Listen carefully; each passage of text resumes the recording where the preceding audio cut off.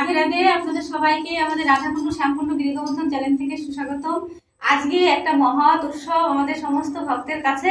আজকে অন্নকূট মহা উৎসব এবং সেই অন্নকূট মহা উৎসব এবং এই যে যার বাড়িতে আজকে আমরা এসেছি এক ভক্তের বাড়িতে, তাদের বাড়িতে গৃহপ্রবেশ, সেই উপলক্ষে এবং অন্নকূট মহা উৎসব আমরা নিজেরা সবাই মিলে সাধারণভাবে করার চেষ্টা করছি এবং গোবিন্দের গুণগান করার চেষ্টা করছি।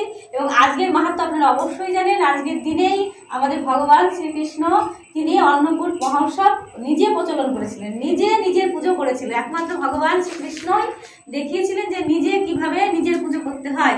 এবং তিনি ইন্দ্রদেবের পুজো করতে তার পিতাকে বারণ করে তিনি বলেছিলেন পরিবেশ প্রকৃতির দিকে একটু আমাদের নজর দেওয়া উচিত এবং তার উপরে ভারসাম্য আমরা থাকি, কেননা তার উপরে আমাদের সমস্ত ব্রজধাম বৃন্দাবনের গাভীগণ, বৃন্দাবনের আমরা নিজেরা গোচরণ করেছে। ভগবান তার পিতাকে বলেছিল যে গোবর্ধনের প্রতি আমাদের একটু সহনশীল এবং কৃপাশীল হওয়া উচিত এবং ওকে সম্মান জানিয়ে ইন্দ্রদেবের উদ্দেশ্যে পুজো থামিয়ে আজকে আমাদের পর্বত গিরি মহারাজ তাকে গোবর্ধনকে পূজা করা উচিত। তাই কি করা যাবে, সেই সমস্ত যে পুজোর সামগ্রী গোপীরা গোপগণেরা জোগাড় করেছিলেন সেগুলি কিন্তু সমস্ত গরুর গাড়িতে করে আমাদের গোবিন্দ ব্রজধামে সেই আমাদের গোবর্ধনে নিয়ে গেছিল। সেখানে আমরা জানি পুজো হয়েছিল আজকের দিনে এবং সমস্ত গোপীরা এত প্রসাদ বানিয়েছিলেন, অনেক প্রসাদ বানিয়েছিলেন। সবাই একসাথে সেই প্রসাদটাকে গোবর্ধনের আকৃতির মতো গোবরের মতো অন্ন তো ভাত আর কূট পর্বত সমূহ হয়েছিল। তাই সবাই মিলে ভগবানকে প্রসাদ দিয়েছিলেন। ভগবান প্রীত হয়ে নিজে সেই গিরি মহারাজ নিজে সেই গোবিন্দ সেই প্রসাদ পেয়েছিলেন এবং সবাইকে আশীর্বাদ প্রদান করেছিলেন। এবং আমাদের সমস্ত এই ভোগ দর্শনের দ্বারা আমাদের কি হয়, আমাদের সমস্ত রোগ ব্যাধি বা আমাদের কি হয়, কৃপা হয়, আমরা অবশ্যই কৃপা পেতে পারি। এবং আজকের দিনে সহজ সরলভাবে আমরা কি করে গিরি গোবর্ধনের পূজা বাড়িতে বসেই করতে পারি এবং সহজেই আমরা গোবিন্দের কৃপা পেতে পারি।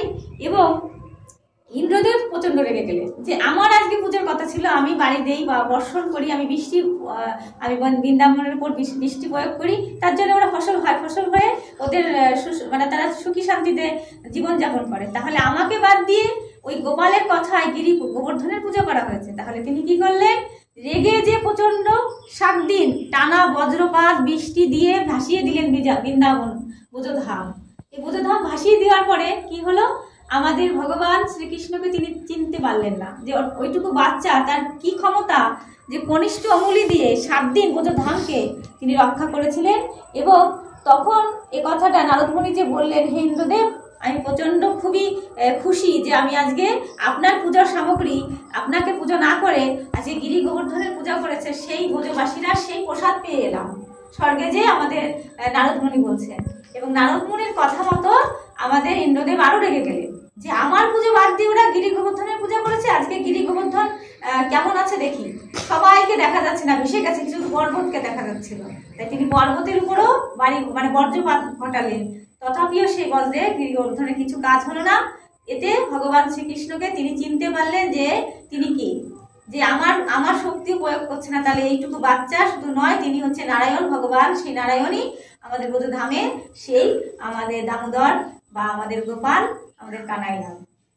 এভাবে করে সকলকে বুঝিয়েছিলেন এবং বলছিলেন একটি কথা, খুবই আমাদের ইম্পর্টেন্ট কথা কি, যে ভগবান বললেন আমি যখন গোষ্ঠলীলা করেছিলাম, আমার এই গোষ্ঠলীলার উপর কার সন্দেহ হয়েছিল, ব্রহ্মাকে আমি তাকে অভিশাপ করেছিলাম যে তুমি আগত কলিযুগে হরিদাস হবে, যবনকুলে তোমার জন্ম হবে এবং তুমি আমার পরম ভক্ত হবে, এইভাবেই তোমার মুক্তি হবে। কিন্তু আজকে আমি ইন্দ্রকে অভিশাপ দেবো না, ইন্দ্রকে আশীর্বাদ প্রদান করবো। কেন, এই ব্রজধামে একমাত্র 7 দিন আমি সমস্ত কীট পতঙ্গ তরুলতা পশু পাখি এবং অশ্বসখী আমার সখাগণ, আমার মাতা পিতা ব্রজবাসী ভক্তবিন্দু এবং রাধারানীকে আমি সঙ্গে পেয়েছি।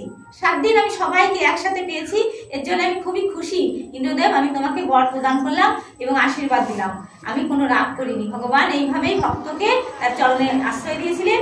এবং আমরা জানলাম আজকের ব্রত কথা বা আজকেই আমাদের অন্নকূট উৎসব।